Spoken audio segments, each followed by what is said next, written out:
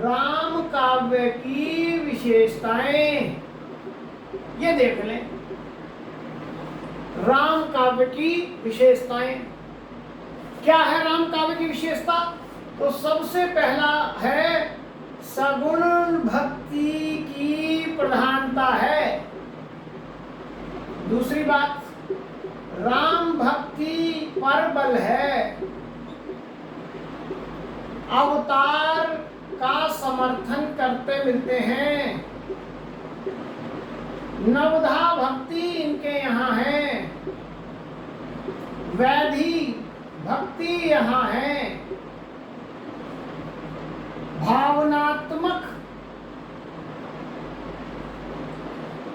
रहस्यवाद, साधनात्मक नहीं, भावनात्मक रहस्यवाद है।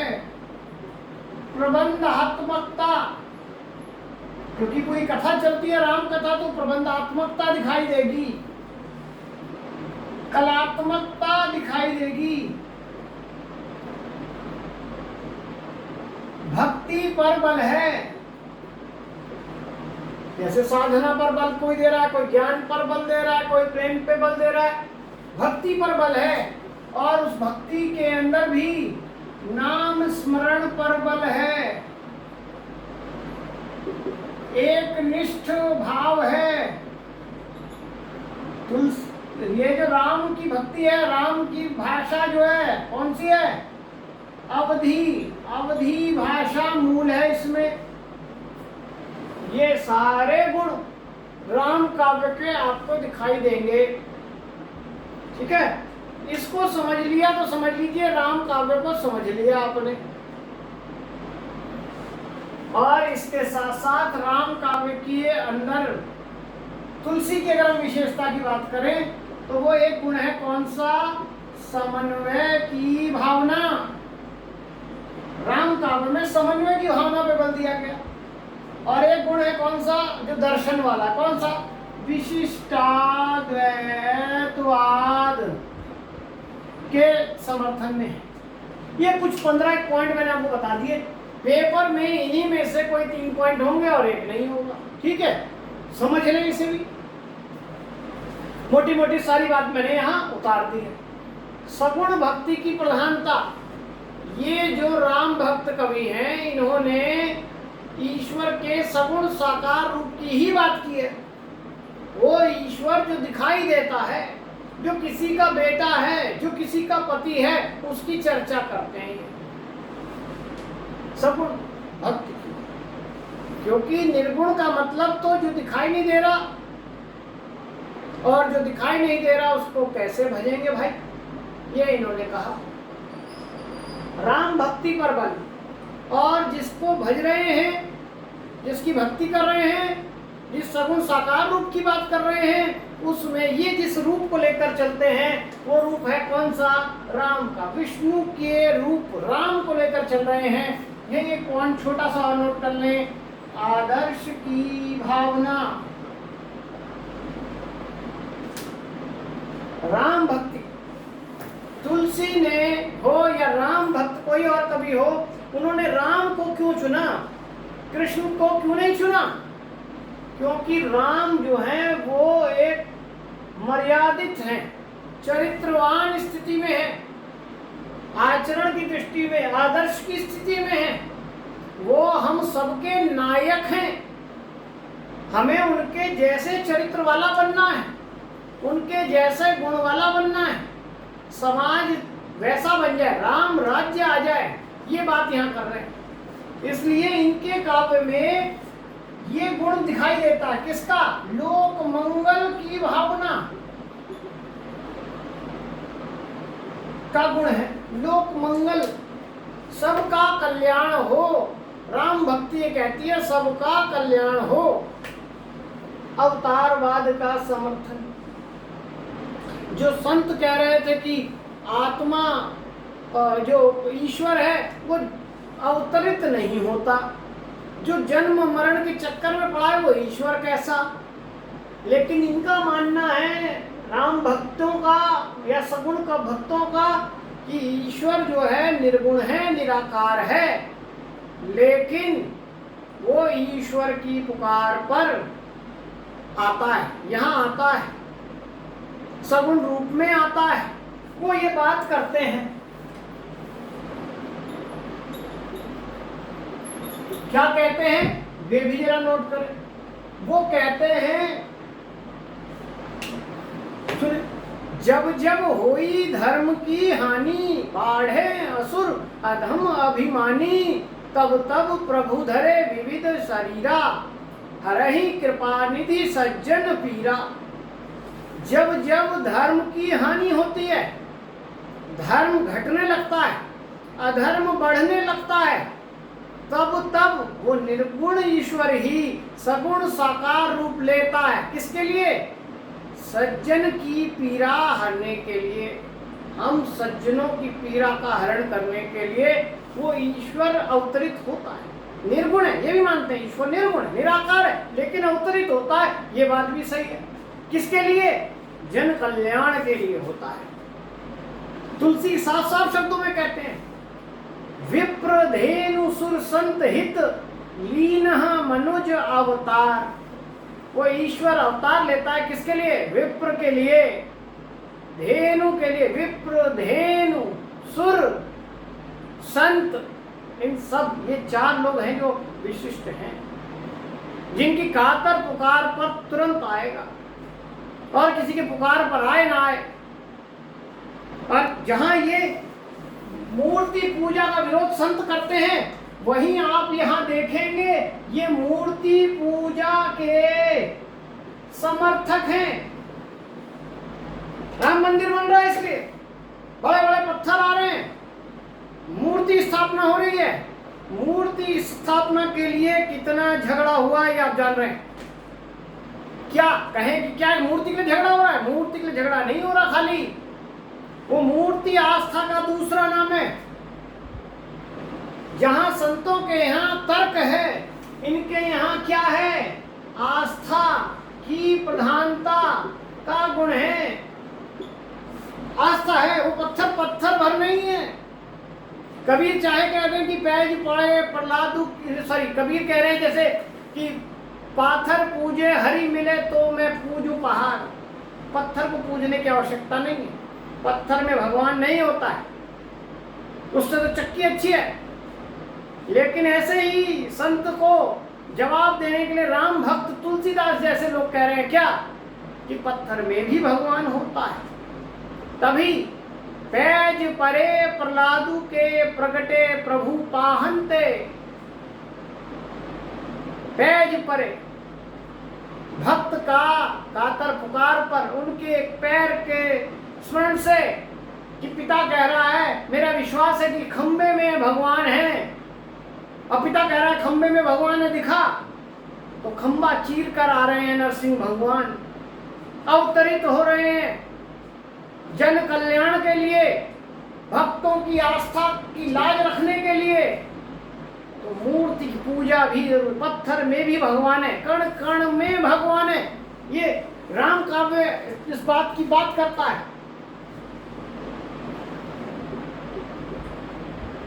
नेक्स्ट, अवतारवाद के समर्थन से आगे, नवधा भक्ति। राम भक्त कवियों ने ईश्वर को रिझाने के लिए, उसकी भक्ति के लिए न जाने कितने ही रूप अपनाए हैं। जैसे माँ बच्चे को रिझाने के लिए, मनाने के लिए कितने ही ढकोसले करती है, वो ढकोसला नहीं है, वो उसका अंदर का भाव है। ऐसे ही बच्चा माँ को मनाने के लिए कितने ही जतन करता है। ठीक वैसे ही सगुण भक्त कवि, राम भक्त कवि ईश्वर को रिझाने के लिए विभिन्न प्रकार की मुद्राओं में अपने आप को रखते हैं।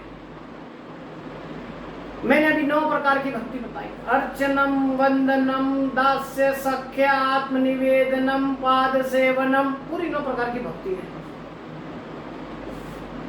इनका मानना है सगुण भक्तों का, राम भक्तों का, कि ईश्वर ने अगर हमें कुछ दिया है तो वो सब कुछ ईश्वर के लिए समर्पित होना चाहिए।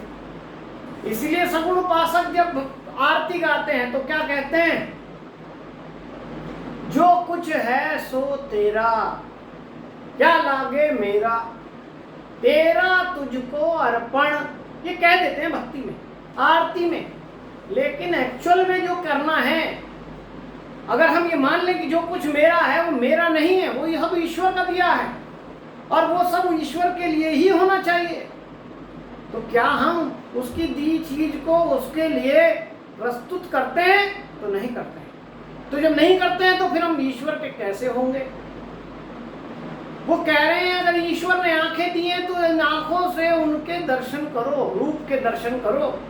वो किसी भी मूर्ति रूप में हो सकते हैं, वो किसी चित्र रूप में हो सकते हैं, वो किसी भी रूप में हो सकते हैं। अगर ईश्वर ने सुनने की ताकत दी है, कान दिए हैं, तो उन कानों का इस्तेमाल उनके गुणों को सुनने में लगाओ। ईश्वर ने जीभ दी है, रसना दी है, बर्गर पिज्जा खाने के लिए नहीं, किस लिए दिया है? इन जीव से उनका गुणगान करें, कीर्तन गाएं, भजन गाएं। इस जीव की सार्थकता तब है। ये शरीर, इस मिट्टी, इस त्वचा की वैल्यू कब है? जब हम इससे उनकी सेवा करें। प्रतीक में होती है वो सेवा। सुबह उठते हैं, भगवान को नहलाया है, कपड़े पहनाए हैं, विभिन्न प्रकार के कर्म करते हैं, ये सब है। तुलसी साफ साफ शब्दों में कहते हैं, जिन हरि कथा सुनी नहीं काना, जिन्होंने हरि की कथा को अपने कानों से नहीं सुना, आही रंध्र भवन, श्रवण रंध्र अहि भवन समाना। श्रवण रंध्र, उनके कानों के रंध्र, छेद कैसे हैं? अहि भवन के समान है। अहि सांप के घर के समान है, बिल के समान है। आप सबके कान बिल के समान है सांप के। क्या जहरीले चीजें रहती हैं, काम, क्रोध, मोह, चुगली सुन सकते हैं कानों से, लेकिन राम का गुणगान नहीं सुन रहे तो आपके कान बेकार है। सांप के बिल से ज्यादा कुछ नहीं है। वही कह रहे हैं, जिन नहीं करी राम गुण गाना, जी सो दादुर जे ही समाना। जिन्होंने अपनी जिह्वा से राम का गुणगान नहीं किया, उनकी जीव दादुर की जीव के समान है। दादुर, मेंढक की जीव लंबी होती है, यूजलेस है। हमारी बड़ी लंबी जीव है, किसी काम की नहीं है वो जीव, जब तक वो वाणी अपने जो अब वो जुबान जब तक ईश्वर का गुणगान न गाए। ये सब प्रकार की चर्चा बार बार होती है और नवदा भक्ति में इसी प्रकार ईश्वर को रिझाने के लिए भक्ति के कर्म निभाए जाते हैं। वैधि भक्ति, विधि विधान के द्वारा होने वाली भक्ति की बात करते हैं, जिसका संत विरोध करते हैं। क्या करेंगे? तिलक लगाकर, क्या करेंगे? माला जाप करके, क्या करेंगे? गेहुआ वस्त्र पहनकर, क्या करेंगे? डुबकी लगाकर, क्या करेंगे? बाल मुंडवाकर। क्यों बेकार में हम जाते हैं कहीं किसी जंगल में, क्यों जाते हैं हम वन में? क्या है इसमें लाभ? ये सब चीजें भी हमें समझनी पड़ेंगी। क्या ये कर्म कांड जरूरी है? तो ये जरूरी है। ये सगुण का पहला रूप है, निर्गुण को तो बाद में समझेंगे। पहला रूप कौन सा है? सगुण का रूप है। वो सगुण का रूप कैसा है? जैसे मैंने कहा, बचपन में भगवान के बारे में बताना हो तो माँ से बच्चा पूछे भगवान क्या है, माँ बोले भगवान से डर, भगवान भगवान। क्या है वो भगवान? तो क्या है वो भगवान? कहाँ है भगवान? दिखा तो दो। जब बच्चा पूछता है तब माँ जो है उसे एक मूर्ति दिखाती है, ये भगवान है। सगुण से पहला साक्षात्कार होता है हमारा, उसके बाद हमारा परिचय होता है निर्गुण से। बाद में पता लगता है हाँ भगवान है, लेकिन इस मूर्ति में नहीं है। सगुण को जाने बिना निर्गुण तक नहीं पहुंचा जा सकता। ठीक है, ये बात वैधि भक्ति ही हमें समझाएगी। कैसे समझाएगी? वैधि भक्ति एक प्रकार की वैसी भक्ति है, सगुण भक्ति वैसी भक्ति है जैसे प्राइमरी एजुकेशन। सेकेंडरी में बाद में पहुंचेंगे, पहले प्राइमरी चाहिए, बेस अच्छा होना चाहिए। और वो पहला वाला बेस अनुशासन वाला है। सगुण अनुशासन सिखाता है, निर्गुण तक काम करने के लिए, सेकेंडरी में जाने के लिए पहले आपको अनुशासन से होकर गुजरना पड़ेगा। आप 5वीं तक मत पढ़िए, सीधा हायर एजुकेशन में एडमिशन करा दीजिए, आपका क्या होगा देख लो क्या हालत होगी, कुछ नहीं आएगा तुम्हें। इसलिए वैधि भक्ति का मतलब क्या है? वैधि भक्ति का मतलब है विधि विधान के द्वारा की जाने वाली भक्ति, जिसमें अर्चना भी है, वंदना भी है, फूल भी चढ़ा रहे हैं, घंटा भी बजा रहे हैं, दीप भी जला रहे हैं, आरती भी उतार रहे हैं, भजन भी गा रहे हैं, पुष्प भी अर्पित कर रहे हैं, नैवेद्य भी चढ़ा रहे हैं। इन सब का एक मीनिंग है। आप गए होंगे मंदिरों में, क्यों जाते हैं मंदिर में, क्यों बजाते हैं घंटी, क्यों लगाते हैं तिलक, क्यों खाते हैं प्रसाद, ये पता ही नहीं हो तो फिर बच जाइए, बेकार है सगुण को जानना। उनका एक तरीका है, हर चीज का एक तरीका है। वाणी के रूप में 1-2 चीजें बता दूंगा, समझ आ जाएंगी आपके। तो आप देखेंगे कि जैसे ये एक घंटी है, जब इसे बजाते हैं तो इसके नीचे वाइब्रेशंस आती हैं। घंटी जो है उछल उछल के लोग बजाते हैं, ऐसे नहीं बजती है, आपके सर के ऊपर होती है, उसको बजाया जाता है। वो एक घंटा जो है जब वो बार बार नहीं बजता, एक बार टन करके छोड़ा जाता है, उसके बाद उसके अंदर से हमिंग साउंड आती है, वो वैसी साउंड है जो हमारे अंदर ईश्वर की धुनकार जैसी है। बाहर की ध्वनि से अंदर की ध्वनि को खींचने का प्रयास भर है वो। अगरबत्ती जलाते हैं खुशबू के लिए, क्योंकि खुशबू मादकता लाती है। मादकता आने के बाद आपका जो मन इधर उधर भटक रहा है वो एकाग्र होने लगता है। जो दीपक जलता है उसकी लौ की ओर देखकर कंसंट्रेशन बनता है, एकाग्र बनता है। हर चीज की एक वैल्यू है। हम जो जो चीज चढ़ाते हैं, पुष्पम समर्पयामि, वस्त्रम समर्पयामि, वो वही कॉन्सेप्ट, जो कुछ है वो तेरा, तन मन धन सब कुछ तेरा, ये कह देते हैं। एक्चुअल में क्या करना है, वो है अपनी भावनाओं का समर्पण। अपने काम को अर्पित कर दीजिए, अपने क्रोध को अर्पित कर दीजिए, अपने मद को अर्पित कर दीजिए। ये अर्पित करना है, ये पुष्प आदि के माध्यम से ये अर्पित करना है, क्योंकि ये भी तो उसी के द्वारा दिया गया है, विकार भी उनके द्वारा दिए गए हैं। और फिर बाद में जो प्रसाद है, जिसका मतलब है कृपा, उनकी कृपा मिल गई, मिल जाए तो एक एक सगुण का एक रूप है। जब तिलक लगाते हैं, ये वो बिंदु है, 10वां द्वार है, जहां से एंट्री होती है ईश्वर के घर जाने की।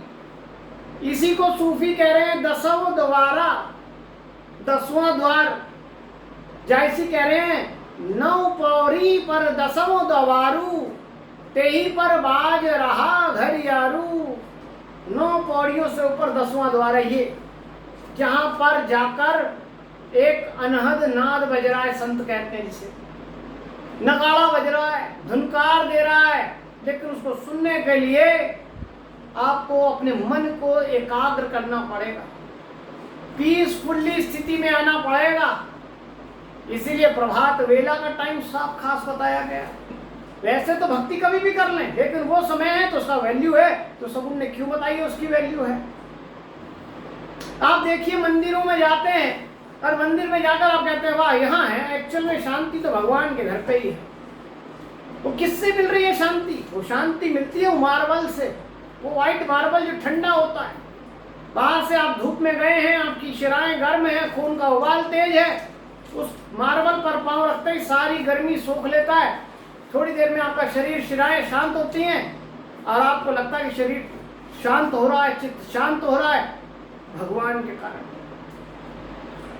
हर एक चीज की बात है।